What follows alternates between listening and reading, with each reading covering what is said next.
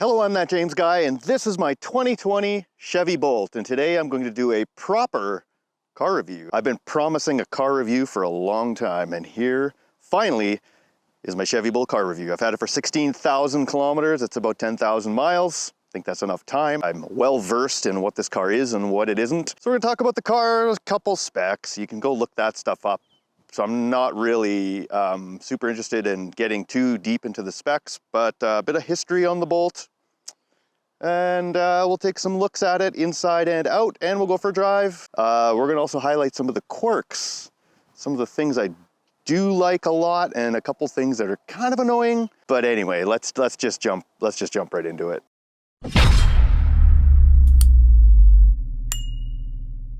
All right, what is the Chevy Bolt? Well, the Chevy Bolt, well, it came out in 2016, late 2016.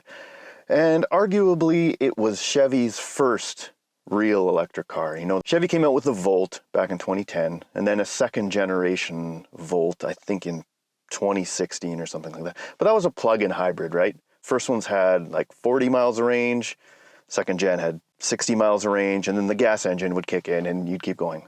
This was the first actual EV. It was meant to be cheap. I think Chevy lost money on every single one they made. And it was a joint venture. It was kind of Chevy worked with LG.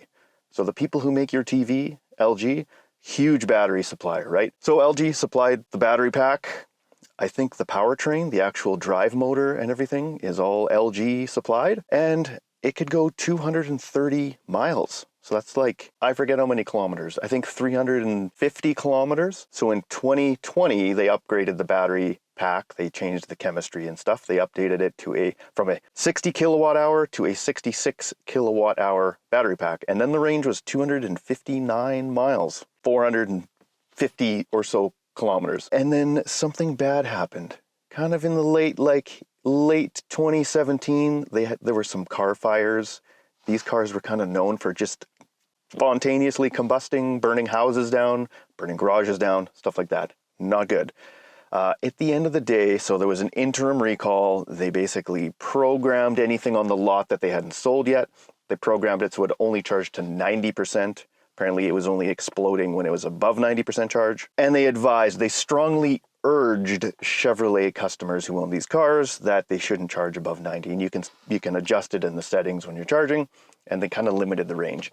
And obviously people weren't very happy about that, even though there was a total of something like 9 fires of all the cars they sold, so that's not that big of a deal, in my opinion.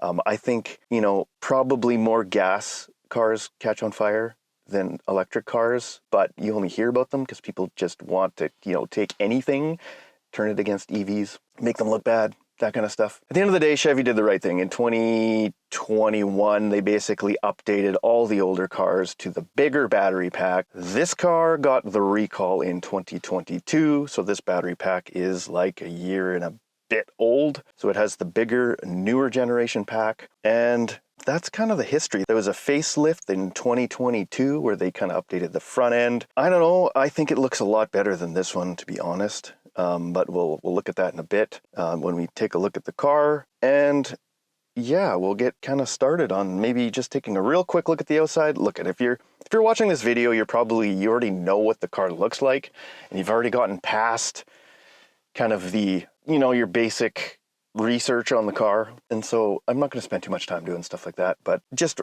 right off the top, this car has been phenomenal. 8 months in, it's everything I ever expected. It's more than I ever expected. And I'm not even just saying that because I spent money on a car. So that's that. Let's go ahead and take a look at the outside of this thing real quick, and then we'll I'll show you the interior, a few of the little quirks and whatnot, and then we'll go for a drive. All right, here we have the Bolt. I mean, this in the backdrop of the South Okanagan Valley amongst the vineyards.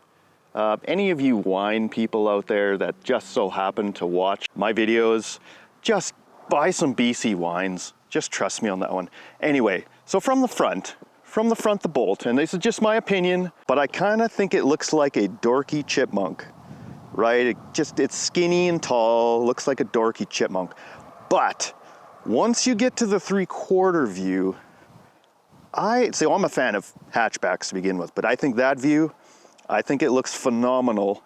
as you walk around, and even the 3/4 view from the back, I really think it looks really good. Still looking good, till we get about there. Every time I follow another Chevy Bolt, it's like, wow, that is an ugly, stupid, dorky car. From the back it's ugly, from the front it's ugly, but 3/4 views. So I just have to keep reminding myself to like not look at the car unless I'm at the 3/4 view, just like this. Like, look at that thing. I really like the car. I think it looks great. Yeah, like this in the backdrop of all these, you know, these wineries around us and stuff like that. I mean, okay. Anyway, let's, that's as far as I'm going with the looks. That's it for me, folks. We'll see how big the trunk is. Let's move on to the trunk / interior space. All right, this is my everyday driver, so it is not clean, folks, but let's just open the trunk and see how much room is in this trunk. Holy cow. Okay, here's a surprise. We have a bunch of suitcases, so I guess this is the surprise suitcase simulation, folks. Look at this. We've got a backpack, we've got full-size suitcase, we've got a carry-on, another carry-on, and a medium size. Oh no, that's the big one down there. So folks, the trunk in the Bolt is big enough to pack enough suitcases to even be enough for your wife on a trip to drive to the airport. Now, if you had kids and stuff, I guess, you know, that would be a bit, wouldn't fit anymore, but you still got the back seat. The back seat's still totally empty. Anyway, let's just get this closed and let's just get into the back seat. So I'm only 5'9". Till last year, I thought I was 5'10". My whole life, I thought I was 5'10", and then I measured myself. I'm only 5'9". That's not a good feeling. Late in life, when you're my age, you realize that you're an inch shorter than you always thought you were. I'm not mad, you're mad. Okay, here we go. My front seat is set up so that I'm comfortable in a 5'9" position. Okay, well, that's not saying much because some people are really tall, but you see my knees? I've got like a good 4 inches there, and then there's my headroom. It's like, you know, so I guess if you were 6 something, it's like what, 3 inches? It's big. So I mean, my kids, one's a preteen, one's a teenager, you know, almost 16. Almost 16. It's kind of getting to that age, right, folks? Anyway, and there's tons of room. The 4 of us, you know, me, the wife, the kids, we can run up into town, drive 2 hours. It's fine. It's a great car. There's enough room for all our junk back there to fit all our stuff. There's lots of room. So would I put 3 people back here? No. Look where my shoulder is. And that's like the middle of the seat section, right? These do fold down. They do fold down flat, but this is kind of underneath the back seat right here is kind of the high part of the battery pack. Kind of like builds up into a T. You can see here, there's this T part. And so the seats fold flat, but they're kind of high. Yeah, I'll just show it here on the screen. You can see it, and that's that. So that's the back. Let's go to the front. I'm not going to spend too much time doing stuff you can probably find on other good videos, right? All right, we got the car switched on. Just a real quick look at the screen here. Just over half charge, 288 kilometers. That's like, I don't know, 180 miles of charge left. You can see the difference. It's really responsive. You control it on the steering wheel. It's all good. Look at, there's 3 different views. You kind of got this acceleration, modern, whatever. You got this classic thing, I guess the leaf on the right side over here. The more taller you make the white thing, the better you've been, I guess. Anyway, I do enhanced. It's got the most information. We'll see that when we drive a little bit, but basically your kilowatts that you're either regenning or deploying to the motor is on the right side. Remaining charge in your battery is on the left. The crappy thing, and here's the first quirk of the day, is that our battery, we never get a percent. We just have 20 bars from top to bottom. 4 quarters, each of them are 5 bars. That's as good as we get, folks, which is fine. It's nothing to really be mad about after you've lived with the car for a while. It's fine. You know, as far as our display goes, we've got CarPlay. Stock Chevy layout here is kind of lame. Maybe not the best, but we've got a bunch of, you know, information, how we've done with our charging and all this kind of stuff. Who cares? This is what normal EVs have. The CarPlay, you can see the CarPlay here. It's pretty good. It's responsive. You click on stuff. There's no freezing ever. It's actually held up quite well as far as, not getting laggy and stuff over time. Don't have to worry about that. You can set your max charge level here. They say that, according to the Chevy Bolt forums, which is an excellent resource, by the way, charge it at, maximum 80% and then don't discharge it lower than 20% if on your everyday commuting kind of stuff. Basically set my maximum charge to 75%. And that's what I do. It's, I charge it up to 75% and I don't let it go down below 25% on my everyday stuff. If I'm going to do a big trip, like into town 4 hours away, that's like 400 kilometers, obviously I'm going to charge it right up. But that's just to make these batteries last a long time, like the life of the car, which is my plan. You just use a small window of the battery charge. HVAC, it works. There's not much to say about that kind of stuff. This heater in this car, it uses a lot of power. It's an inductive heater. We'll just go ahead and take a real quick look at what happens when I turn the heater on. Here you can see, so nothing's on now. I turn the AC on, and we went from 288 down to 242. Okay, new estimate. Let's see what happens when I turn the heat on and crank it up to like high. It didn't change, so it thinks that the heater uses the exact same amount of energy as the AC, which is really not true. And in my experience with this thing, this range estimator, unlike some of the newer cars like the Ford Lightning, especially the Ford Lightning pickup, this range is very, very conservative, and that's what you want. You're looking at the range and you're thinking, oh crap, I'm not gonna make it. I don't have enough kilometers. But then as you drive, it starts kind of increasing in relation to what your remaining mileage is on your CarPlay mileage, right? And it's very conservative, and it's good because then you'll make it. It's like, it doesn't look like I'm going to make it. And then as you get closer, I did make it. As opposed to the opposite, right? Where it's like, oh man, I've got 200 miles left. And then as you get closer, you realize, oh no, I don't have 200 miles left. And you're stuck on the side of the road. Anyway, let's just go for a drive, shall we? All right, here we go. Let's start driving. Couple things. There's a couple drive modes you can do. We've got a regular drive. So you push the little button here and you pull it down into drive. And it drives just like a normal car. You let off the brake, it rolls ahead like a normal car, like an automatic transmission, simulates a torque converter as if it's just a regular car. That's the mode that my wife likes to drive in because it's just like a normal car. If you let off the accelerator, it kind of coasts like a normal car, and you put on the brakes and then it starts regenning, right? Your brakes are fake, just regenerating energy till you get to a point where you're at maximum regeneration, and then you start it blends friction brakes into the equation, just like any EV, right? Then you've got low. So if you actually pull the gear shift lever twice, it will change it to low mode, which basically means one pedal driving, right? So if I let off the accelerator fully, it will actually brake like a moderate braking event. And here's the thing though, if you want more braking, there's this little lever on the back side of the left side of the steering wheel, almost like a little paddle shifter, kinda.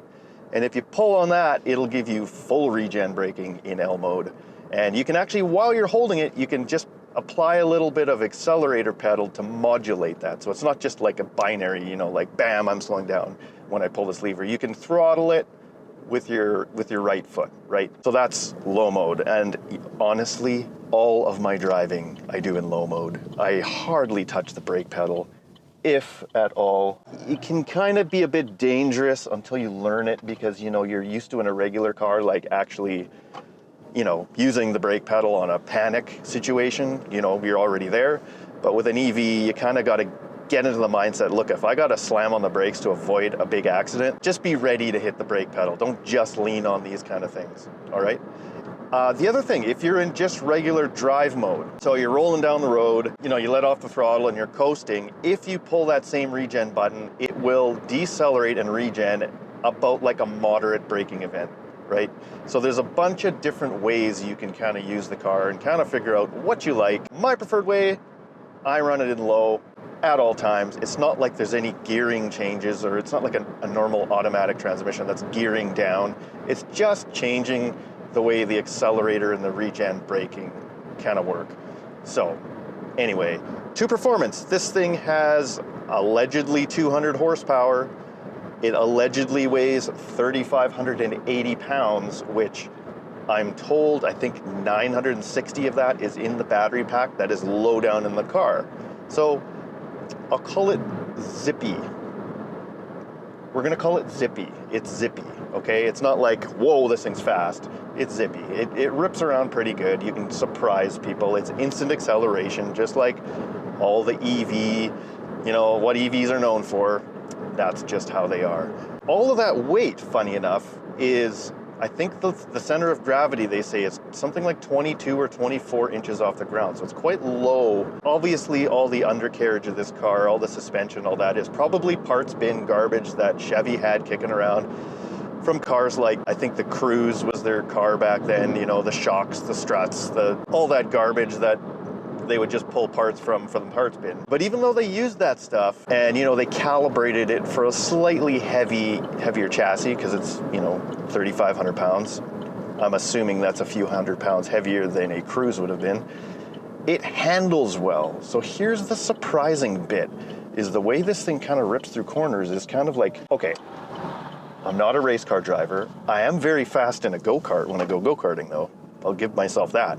You know, I don't run past 8 out of 10 when I'm driving, but even at 8 out of 10, this thing is so much fun. So when I do mountain roads and stuff like that, and you can see I've had a bunch of videos, I'll flash them up in front of you here. I've made a few videos about some of the mountain roads I've driven in and how this car works on them, and this is actually quite an impressive machine when it comes to running through the mountains. That was the biggest surprise of this car. The other thing is, this is not my first electric car. I don't know if you've seen my previous video where I actually made an electric car way back in, I think, 2013. I don't know, I'll flash that video in front. It was quite entertaining. I took a Mazda MX-3 Presidia, you know, the like classic high school cheerleader car, and I put a forklift hydraulic pump motor in it, and I drove it to work for 2 years. What else do I need to say about this car? There's not much else to say. Oh, sorry, we got a little tiny bridge here, and it's like one lane of traffic, so it's a little bit awkward. Oh, some of the quirks. Okay, so we need to talk some of the quirks right now. This car has autonomous braking, so it's got the radar, and it has this feature on the dash to measure your following distance behind a car, okay? So you've got all the elements in there for like radar cruise control, yet they did not offer radar cruise control. You were like 9/10 of the way there, Chevy. 9/10. You literally had to write software to control the cruise control. That's all you had to do. I mean, there's even cameras on the windshield for the autonomous braking. Like, it's got the stuff, but they just didn't put that in. Like, oh, that makes me mad. Like, radar cruise is one of those features where, like, I love that feature on a car, and it just doesn't have it. Oh, another quirk, and I have to demonstrate that. So what we're gonna do is we're gonna come up to a stop. I'm in one pedal driving mode. You can literally come to a full stop without using your brake pedal. And the first time I did that, and I sat there, no foot on the brake, no foot on the gas, and I put it in park, it made the most awful noise coming out from under the hood. I thought I broke something. I thought maybe like the park pawl or something like was grinding or something. You know, so I went on the forums, and I'm just gonna do a U-turn here while a car is coming up behind me. Basically, I went on the forums and it said, no, if you don't put your foot on the brake when you're putting it in park, the Chevy Bolt will actually activate the automatic braking motor, and it'll apply full brake pressure just to make sure that the car is fully stopped before you engage the park. You know, the parking pawl catches in whatever it's catching it and putting it in the actual locked park. Anyway, I'm gonna demonstrate what that sounds like so that another Bolt owner won't be like, what the heck is wrong with my car? Okay, so here we go. This is one pedal driving, folks. I'm no brake pedal. And just listen to this sound. Ready for the sound? Oh, it didn't do it. Oh, that sucks. Let's do it again. Okay, trying to demonstrate it, it's not doing it right now. But when it does do it, it scares the crap out of you. Like, it is just like this grindy noise. You know, this car's really good. It's really hard for me to think of quirks. I think maybe another one is the charger. So really good story actually is this car, the stock wall charger that it came with was a 120 volt, at least in North America, and charged really slowly, like, 1400 watts on full mode and 800 or 900 watts on slow mode. And when I went to pick up the car, I said, hey, there's no wall charger in the back. No wall charger, what are we gonna do? So they pulled one out of a brand new vehicle in the yard, which has an upgraded dual voltage, so 240 and 120. The thing about this charger is, I got a 240 volt plug put in the garage so I can level 2 charge this thing, and it constantly goes into D-rate where like the orange light turns on it and it like cuts your charging speed back. Not a big deal. But it's just one of those things, Chevy. Why couldn't you just like put a proper charger into this thing, like that doesn't derate right away when it gets a little bit warm to touch? That's another kind of a quirk that I don't like about this car. But otherwise, I do love this car. I really, really, really do. Okay, what is this car and what isn't this car? Kind of a quirk. This thing can only DC charge at 50 kilowatts. 50 for nowadays is really slow. You compare that to some of even the smaller Kias, they can do like 85, I think the Neo can do it at. The Volkswagen ID4, it can charge at 125. That's like 2.5 times as fast, right? So for road trips, this car, I would say, to be comfortable and comparable to an ICE car, you don't want to go more than 1.5 battery pack distances on a road trip with a charger on each end. So 400 kilometers is the range. I do it all the time. I'd say a 600 kilometer trip, maybe 700, is kind of your limit, right? I wouldn't drive this to the prairies and back. You would be charging a lot. You'd probably spend 5 hours charging on that trip. What 50 kilowatts means is once you get down to empty, you can get up to 80%. It probably takes you an hour. Whereas a lot of these new cars, like look at the Tesla, 250 kilowatts of charging capability. That's fully charged. That's from 0 to 80% in like 20 minutes, 30 minutes, like really fast, right? So this car, it's kind of like, you can do trips, I do trips, but my trips are typically no more than 600 or 700. I'm gonna maybe have to charge once, and it's gonna be like, I gotta stand around and drink a coffee, hang out for 45 minutes, but then I can get there and it's no big deal because I have a charger on each end, right? I go there, I can charge when my car's down, and I can come home and I can charge overnight, right? If you know that when you're buying this car, then there's no real complaints, right? It's a cheap EV. It's 4 years old. You can buy them in this, like US people can probably spend only 10 to 15,000 US dollars and get yourself a beautiful one. And it's a fantastic car, highly recommended. Oh, one other really good thing, a positive on this car, and you won't really understand it until you've experienced it, is there's volume knob for the stereo, for the screen, is behind the steering wheel on the right side where your 2 fingers, volume up, volume down, they're always there, right? They're there anyway. So there's no lifting your hand. This is such a small thing, but such a big thing. Instead of like looking down, oh, my volume knob, even some steering wheels they're in a good spot and your thumb's already there, but your fingers are already there at all times. So adjusting the volume on this thing, that I know that seems like such a small, stupid thing. It's a very good positive on this car. It makes me happy every time I have to adjust the volume. All right, so conclusion, Chevy Bolt, as long as you know what to expect out of it, what kind of performance and what it can do, if you're just thinking of jumping into the whole EV thing, this is the car. This is a very good car, especially for the price, right? It's the price. So that's my conclusion. For what you pay for one of these, it is a phenomenal deal, and I have zero regrets in buying this thing. It's just good. So hopefully this was useful to you or somewhat entertaining. I will see you next time.